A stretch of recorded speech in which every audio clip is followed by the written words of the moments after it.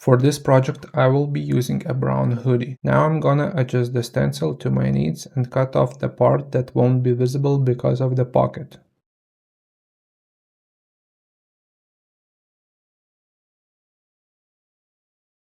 I have finished checking if the placement will be good. Gonna check the back design also if the size is right. Now let's put our hoodie aside and let's take our decorative fabric. If it has wrinkles, iron it so it's flat. Choose the placement of the ribs on the decorative fabric. All of the black parts will be the decorative fabric that stays visible, so try imagine it through the paper and align it accordingly. Once it's in place, trace it with a pen or chalk around the outline.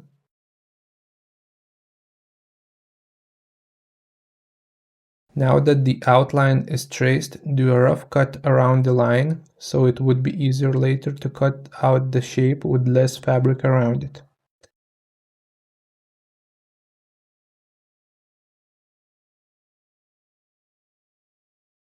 Repeat the same for the back design if you're doing it.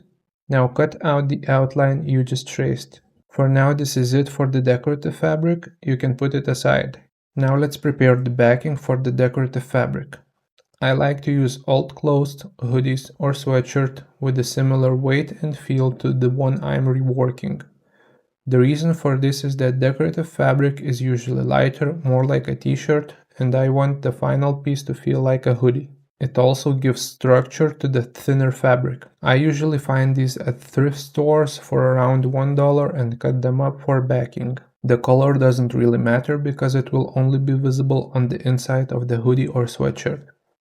Don't forget to iron your fabrics so they don't have any wrinkles.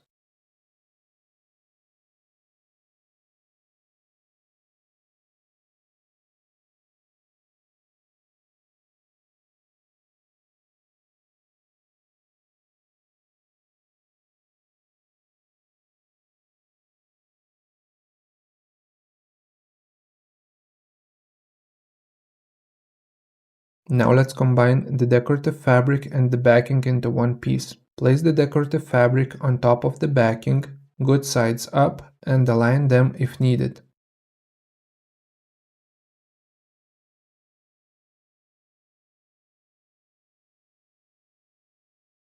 I'm going to use temporary spray adhesive to glue them together. Place some weights on the one half of the decorative fabric so it doesn't move. Take a piece of cardboard or large paper and cover the half that has the weights on it. Lift the other half of the decorative fabric and place it on top of the cardboard. Spray temporary adhesive onto the decorative fabric's bad side that we just folded.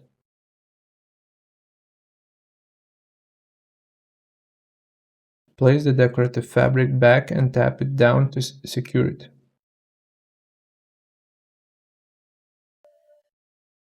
Now place weights on the glued side and repeat the process on the other half. Cover the glued area with cardboard, lift and fold the unweighted side.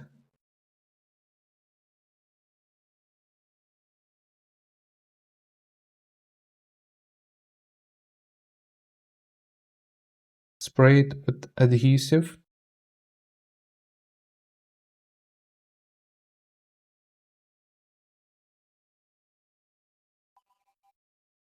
Place it back and tap it down.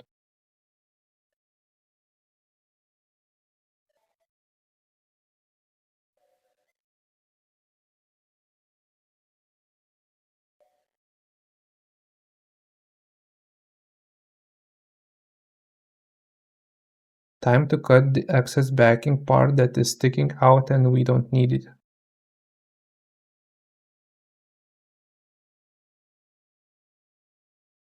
And there you go. Now the decorative fabric and backing are combined into one piece. Before sewing, let's remove the front pocket by taking the upper seam apart. Let's give it another size check.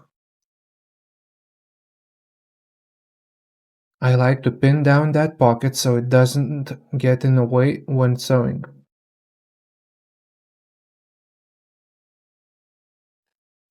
Turn the hoodie or sweatshirt inside out and lay it flat. Make sure there are no wrinkles. For this step, I like to place a thin sheet of plywood inside the hoodie. If you don't have that, you can use something hard that pins wouldn't go through, for example, a cutting board. I use this board so the pins don't go through the back layer of the hoodie. I only want to pin the design to the front.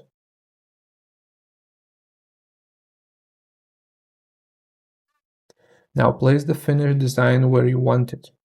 Since this is a front rib cage design, I'll center it in the middle.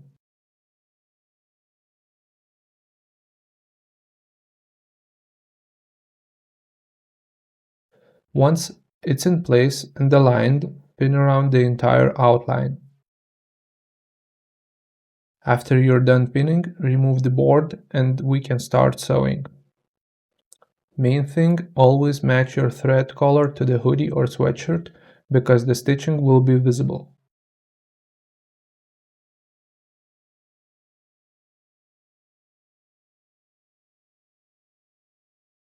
My usual sewing settings are tension 4, stitch length 2.5, width 0. These settings can vary depending on the machine and fabric thickness. Start sewing the outline with a straight stitch using a 0.8 to 1 cm seam allowance. Don't sew too close to the edge.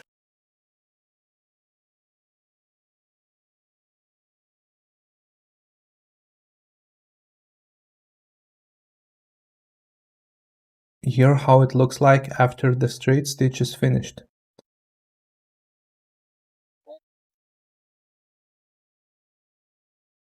As I mentioned before, the seam allowance there is 0.8 to 1 cm. After sewing the outline with a straight stitch, repeat the same process using a zigzag stitch directly on top of it. Try to place the straight stitch in the middle of the zigzag. My zigzag settings are tension 3, width 4 to 5, length 2.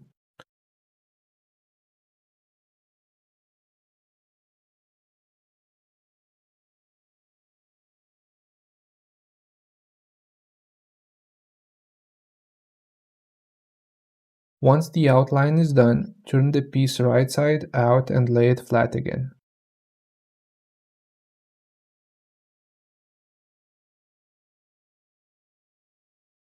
Now there are several options for tracing.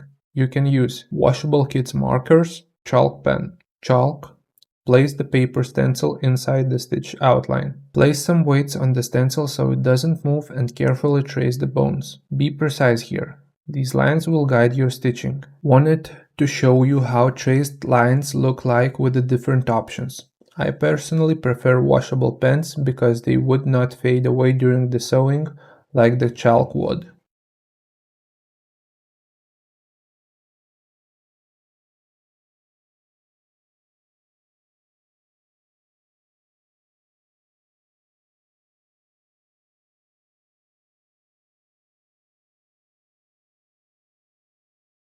Again, I have adjusted design a little bit due to Levi's logo in the middle. I will get rid of it, so I drew bones around it. After tracing, sew the bones using a straight stitch with the same settings as before. This is one of the longest steps, so take your time and take breaks. Some areas will be bulky and hard to turn fabric around. That's normal.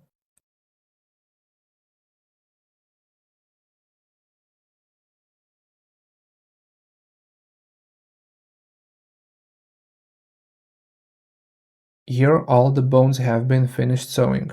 Once all the bones are sewn, we'll move on to the decolorant step. Now the design is visible and we can paint the bones. I recommend using jacquard decolorant in a well-ventilated space. At least open up all your windows or use a mask if you're working at home. I haven't had headaches from it so far, but everyone reacts differently, so be careful. I use a syringe to apply the decolorant. How to inject the decolorant? Remove the needle, draw the decolorant into the syringe, then put the needle back on. If you don't have a syringe, check out my other process video with the tan sweatshirt. There's another technique shown, and the soft size 8 brush. Apply it bone by bone along the top line first, then brush it down towards the center. Don't brush it all the way to the bottom of the bone, only till the center. Repeat this for all of the bones.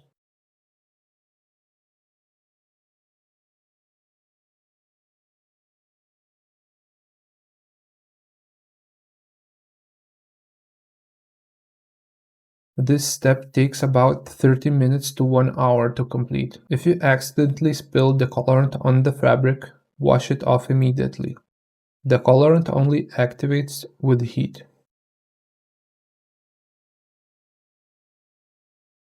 After painting, let it sit and dry for at least 2 hours or overnight, either works. Iron painted bones to activate the decolorant and remove the color.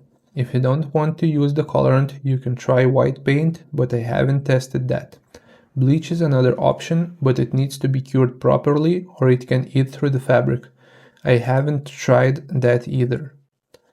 For ironing, I use medium heat with steam, 2 dots on my iron. Keep ironing until the color stops changing. This step needs a lot of steam, so make sure your windows are open and you are using masks because there will be some stinky smell from the decolorant. The smell will go away after the first wash.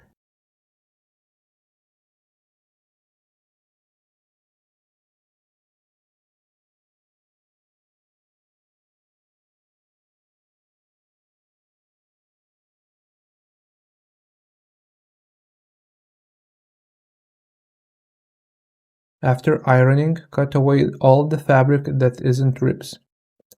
Make a small cut anywhere and follow the stitch line with about 0.5 centimeters seam allowance. It will fray naturally in the wash and the stitch will hold it in place.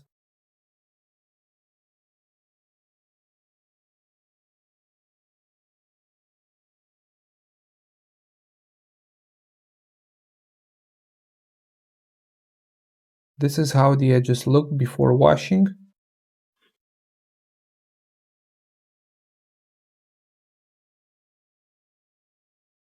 Before we put to wash, we need to sew back the pocket.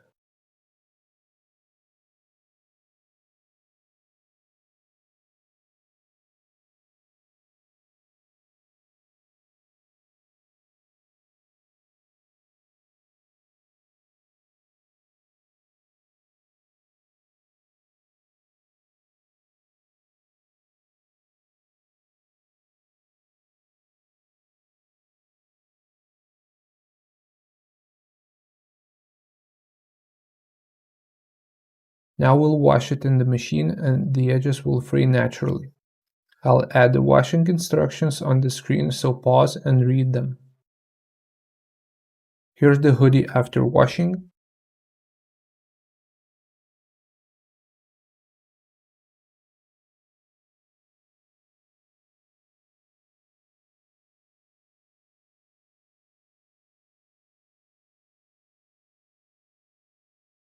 Minimal fraying, fully finished.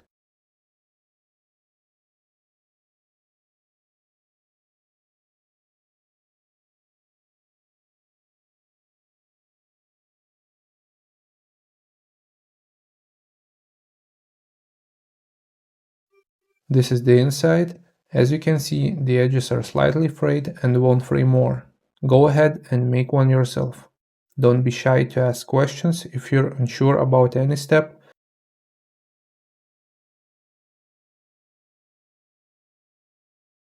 And thank you so much for watching and supporting me.